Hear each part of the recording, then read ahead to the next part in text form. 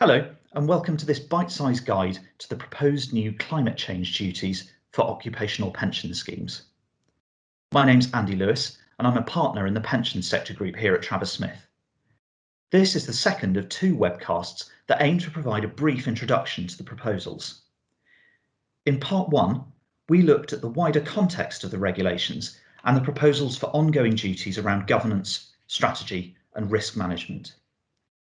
In part two, we're going to take a look at the proposals to require trustees to undertake scenario analysis and set metrics and targets for their scheme around climate change. And it's fair to say there's going to be a bit of a learning curve for the industry here. Now, if you've already seen part one, you might remember this map of the structure of the regulations. The duties we'll be focusing on in this episode are known as the discrete duties, and they sit over here on the right-hand side. And so, to kick off our look at these, I'll hand over to the first of our speakers, Susie Dakin. Thanks, Andy. So, scenario analysis is one of those discrete activities which trustees have to carry out at prescribed intervals. It's also one of the tools that we expect trustees will want to use to satisfy their core ongoing governance duties that Andy and Eve explained in part one, to help them identify climate-related risks and opportunities. And we see the quote on the right there from the statutory guidance, which very much reinforces this. So what does scenario analysis require? At a very high level, trustees must choose certain climate scenarios to analyse and then assess, as far as they are able, what happens to the scheme's assets and liabilities in that scenario, as well as the resilience of their investment strategy, and for DB schemes, the funding strategy in the chosen scenario. The regulations are silent as to the required level of the assessment, but the statutory guidance is more directive. It tells trustees that the strategy obligations, which Andy and Eve looked at in part one, and the scenario analysis should be carried out at the following levels. For DB schemes, this should be at the level of each section, noting that sections of similar characteristics can be grouped. The term section, however, is not defined, and as we know, can be used in very different ways in the context of a DB scheme. It's very common to have different benefit sections, which would not normally be considered separately when assessing funding and investment. In this case, we think it's very likely that trustees would want to group those sections together. But a scheme might alternatively have legally segregated sections where the assets and liabilities are formally ring-fenced, perhaps even supported by different covenants. These features suggest that the trustee would want to consider those types of section separately. What about DC schemes? Well, for DC schemes, the analysis should be carried out for each popular default separately. And a popular default for these purposes is considered to be one in which 250 members or more are invested. Schemes using lifestyling or target date funds might want to carry out the assessment in the round, but the guidance says that trustees should identify any risks or opportunities that have a particular impact on specific cohorts. And remember that where the guidance directs that trustees should do something, then trustees should describe any deviation from that approach in their TCFD statement. So what scenario analysis must trustees carry out? The regulations mandate that trustees must analyse at least 2 different scenarios where there is an increase in the global average temperature. One scenario is prescribed and aligns with the aims of the Paris Agreement, and therefore must be a scenario where the global average temperature is kept between 1.5 and 2 degrees. Trustees can choose the other scenarios they analyse. So how do trustees make that choice? The guidance says that trustees should focus not only on the average temperature rise, but also the nature of the transition. 2 very different scenarios might have the same temperature rise, but one might be achieved in a measured and orderly way, Another might, however, happen in a sudden and disordered transition. Trustees must also choose scenarios that reflect their reasoned assessment of plausible pathways, and not scenarios that rely on progress or which they otherwise consider unlikely to happen. Trustees should also seek to avoid selecting scenarios that present similar trajectories over the time horizon relevant to the scheme. I've highlighted on the next slide some points of the draft guidance which I think are challenging for trustees here.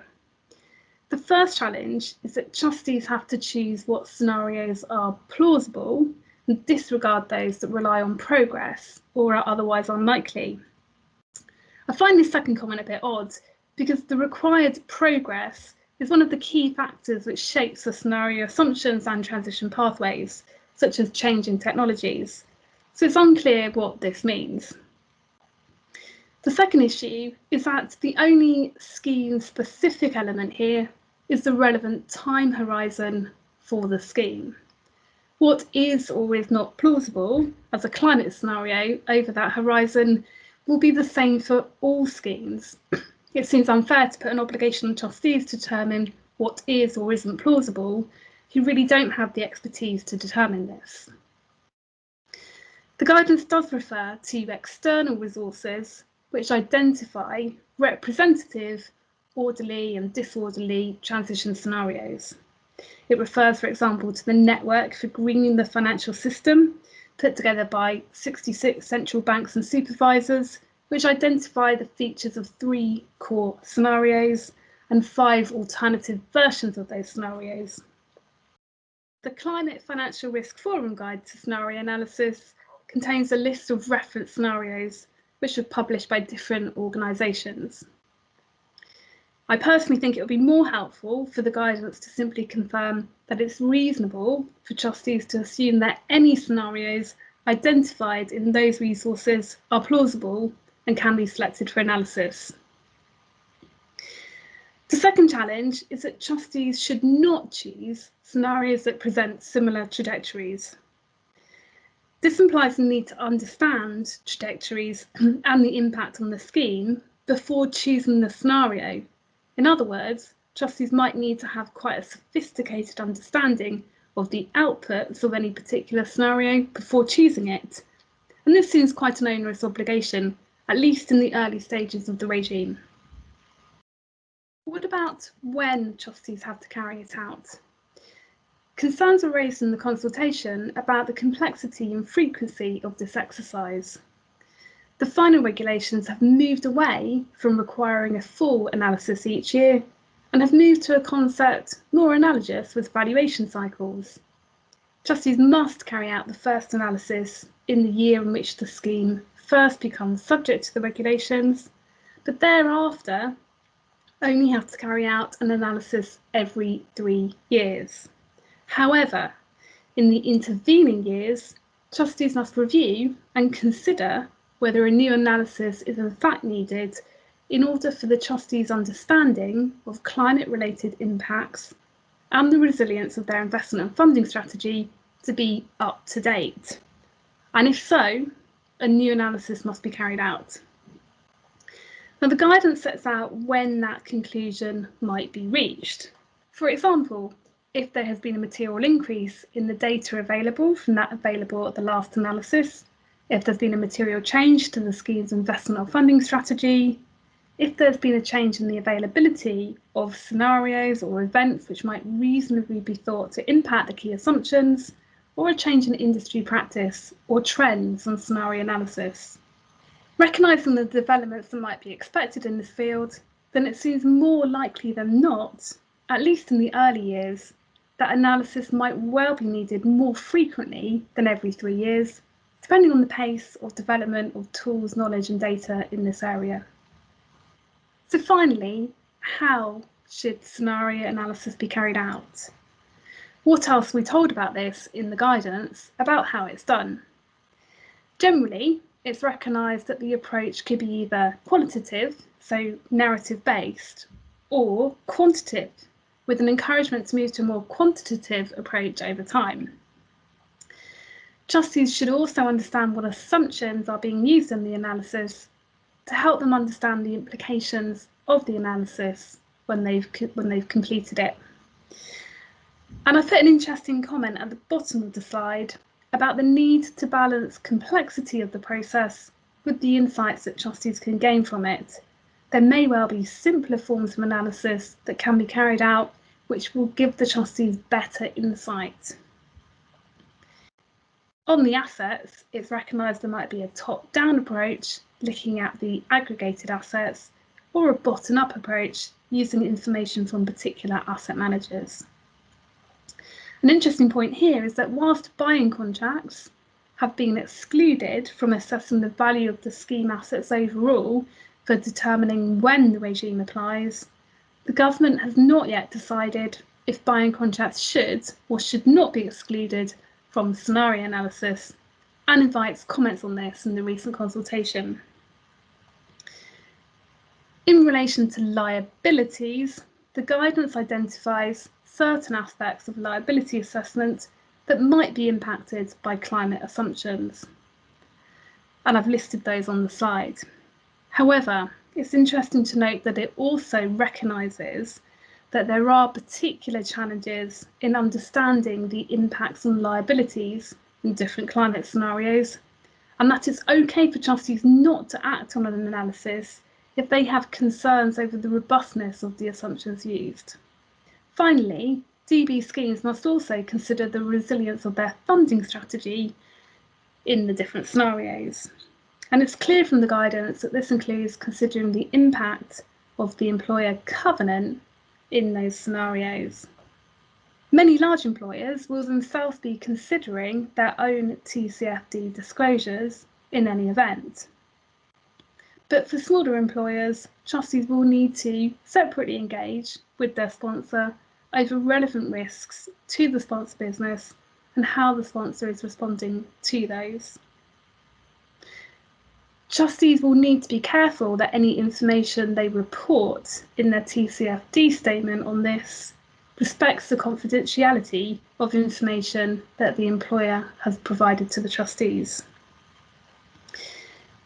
This raises quite an interesting question for me as to whether the trustees' analysis of the scenario impact on covenant might be easier if the trustees have chosen the same scenarios that the employer has chosen to analyse in their own scenario analysis.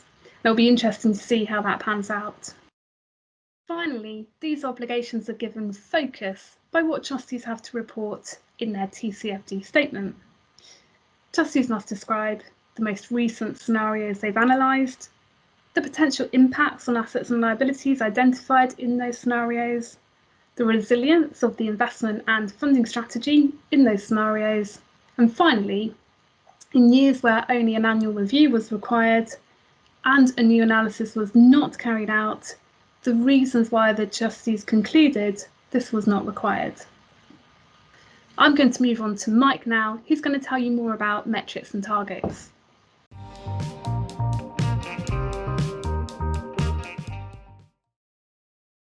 Thanks, Susie, for taking us through the scenario analysis. I'll now take us through the metrics and targets proposals. And we have seen quite a few updates to the metrics proposals and some tinkering with the targets proposals in the draft regulations and statutory guidance. First things first, trustees should be relieved that the standard required of them in respect to their obligations to choose and measure their portfolio against the metrics remains subject to the as far as they are able qualifier. Now, this doesn't mean that trustees can shirk these responsibilities, but it does introduce some proportionality and reasonableness to the obligations and puts them into the scheme's context. Having said this, trustees will still need to set out the data needed to calculate their chosen metrics where they haven't been able to obtain it. So effectively, trustees should be reporting in their TCFD disclosures that they haven't been able to solve for X because they haven't been able to access Y or Z. While the overarching view seems to be that the initial proposals were a positive step, the consultation sets out some of the issues respondents identified in the initial consultation, including that obtaining metrics in respect of certain asset classes beyond equities and corporate debt could be difficult, that there's a lack of standardized methodologies for calculating and reporting greenhouse gas emissions-based metrics, that there's a risk of double counting greenhouse gas emissions where a scheme holds both equity and corporate debt from the same issuer, and that the frequency of metrics calculations was set far too high. The government has responded to these concerns with following regulatory proposals. The as far as they are able qualifier, as discussed, will remain in place. No mandatory metrics will be set out in regulations, but whereas previously the government was recommending use of the weighted average carbon intensity of the scheme's assets as the go-to emissions-based metric, it now recommends the carbon footprint metric as set out in the Global Carbon Accounting Standard, published by the Partnership for Carbon Accounting Financials. There's been a move away from quarterly calculations, thankfully, recognizing that data will only become available through annual reports, and the requirement is now to perform calculations on an annual basis. An additional climate change metric will need to be chosen and measured by trustees, and to avoid any double counting, Scope 1, 2, and 3 emissions should be calculated and disclosed separately to one another. Taking a step back, what is a metric, and what is it that I'm talking about trustees actually doing here? Well, a metric is a characteristic which the trustees choose to measure across their asset portfolio. Trustees will need to obtain data from their asset managers and investee companies in order to calculate their chosen metrics. Depending on the methodology used for each metric, trustees will need to input the data obtained to produce a specified output that ultimately tells them something about their portfolio, such as the total level of greenhouse gas emissions over their assets or the carbon footprint of their assets. This measurement is like any other mathematical calculation. So the trustees need inputs, i.e. the data, to plug into the equation and get the information they need. This output of the metric can then be used to help the trustees set targets for the scheme's portfolio. As I said, the data will need to be obtained from asset managers and investee companies, and much of that will comprise of Scope 1, Scope 2, and Scope 3 emissions information. These scopes are taken from the Greenhouse Gas Protocol, which delineates between direct and indirect emissions. Direct emissions are those from sources that are owned or controlled by the reporting entity, whereas the indirect emissions are a consequence of the reporting entity's activities, but occur at sources owned or controlled by another entity. Now, the Greenhouse Gas Protocol further categorizes these direct and indirect emissions into 3 broad scopes. Scope 1 includes all direct greenhouse gas emissions. Scope 2 includes indirect greenhouse gas emissions, but only from the consumption of purchased electricity, heat, or steam. And then Scope 3 includes other indirect emissions, such as transport-related activities in vehicles not owned or controlled by the reporting entity, or electricity-related activities not covered in Scope 2, outsourced activities, or waste disposal. I'll now hand over to Jonathan to talk you through some of the issues with trustees obtaining this data and why the as far as they are able qualification in these requirements is so important as we get underway. Thank you, Mike. As Mike described, trustees will need to obtain relevant data in order to calculate their metrics. Our view is that trustees will rely on external advisors for this. Investment consultants and fiduciary managers, where relevant, will likely take the brunt of these obligations, and it seems likely that it will fall to them to assist trustees in obtaining data. Investment consultants may reach out to asset managers about this, and in turn, asset managers will be discussing these data points with investee companies. Currently, a set of 2018 regulations requires quoted companies to report on their global energy use and large businesses to disclose their UK annual energy use and greenhouse gas emissions in their annual financial statements.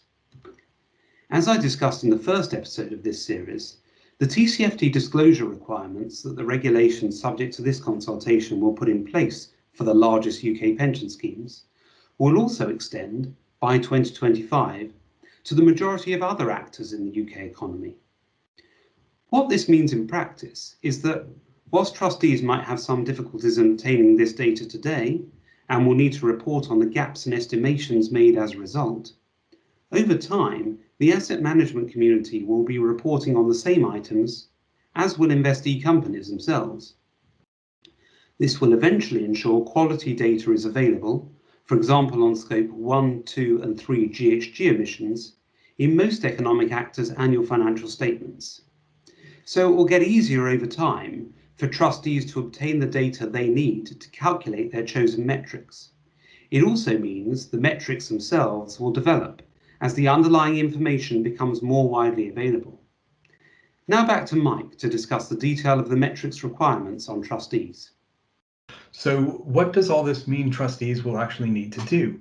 Well, the regulations set out that trustees will need to choose one absolute emissions metric, which gives the total greenhouse gas emissions of the scheme's assets, one intensity emissions metric that gives the total carbon dioxide emissions per unit of currency invested by the scheme, and one additional climate change metric, which does not meet the description of either of the above. Now, the government's been keen to point out that there won't be any mandatory metrics.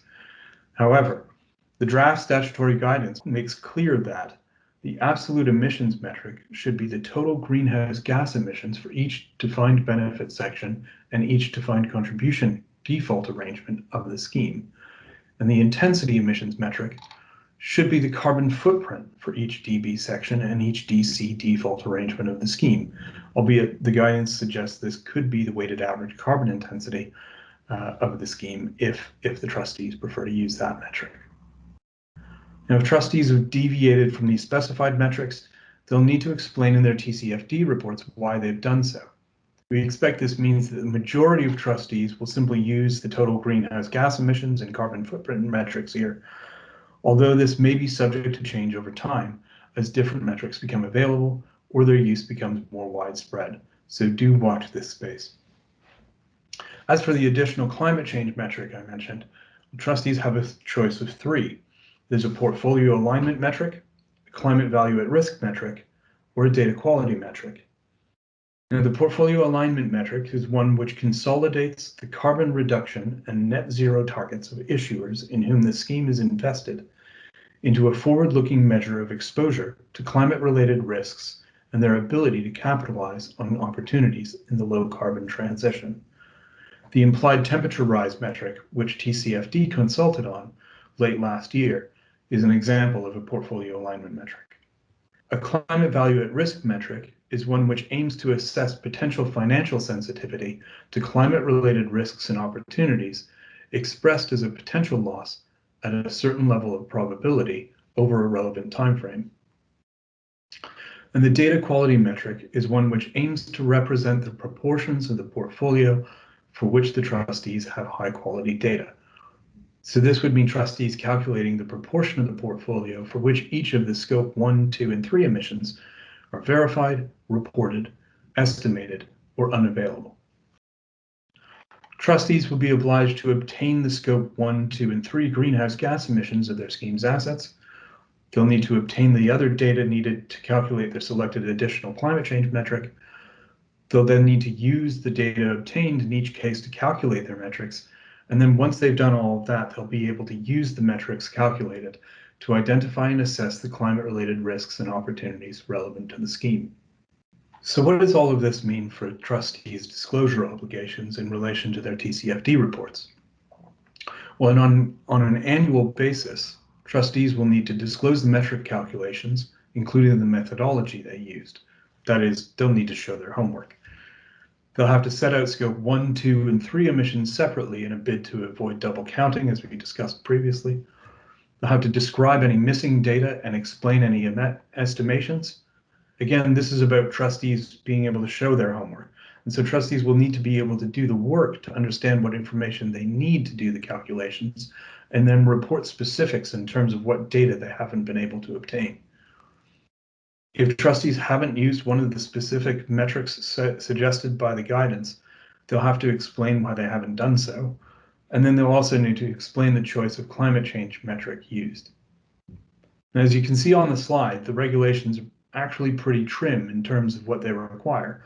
And much of these obligations are actually set out in the guidance. So I think that's one to watch.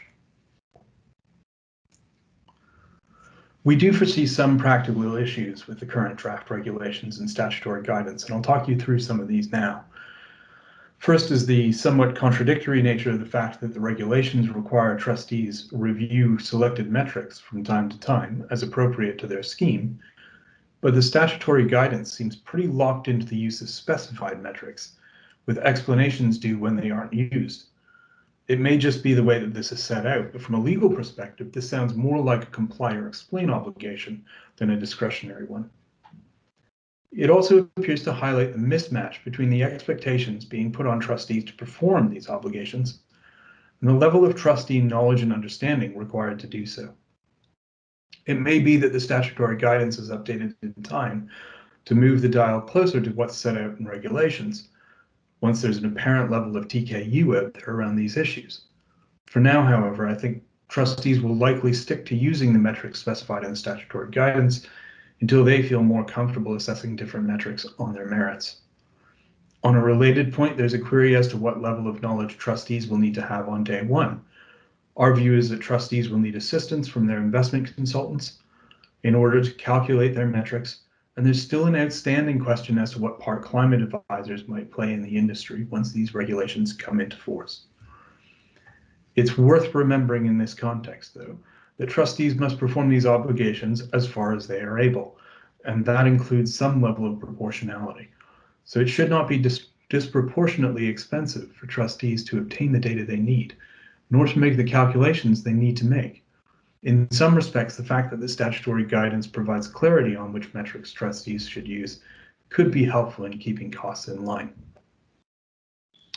But that does bring us to another, perhaps more fundamental point: the way in which the regulations require trustees to use the metrics to identify and assess the climate-related risks and opportunities relevant to their scheme.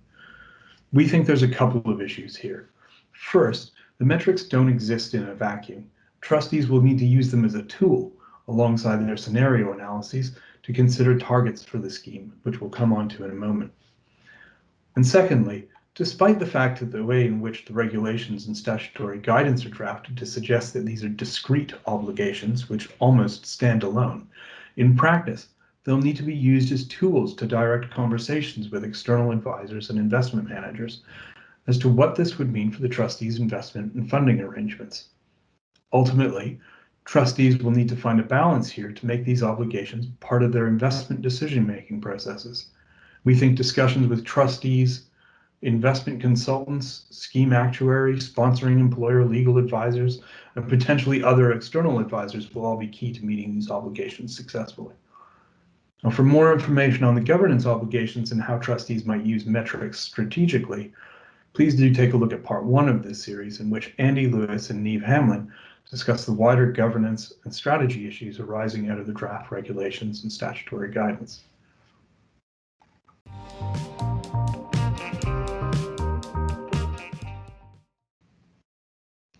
So I said I'd speak about targets.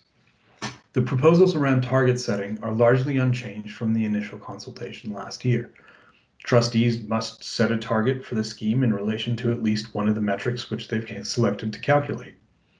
The statutory guidance then clarifies that target setting must be used to track trustees' efforts to reduce climate change risk exposure and take advantage of climate change investment opportunities. So what does that actually mean in practice? Well, trustees should choose a target for the scheme in respect of at least one of the metrics they've calculated. The target can be percentage-based, or it could be absolute. Trustees should choose a reference year against which progress can be measured, presumably the first year in which these obligations come into force.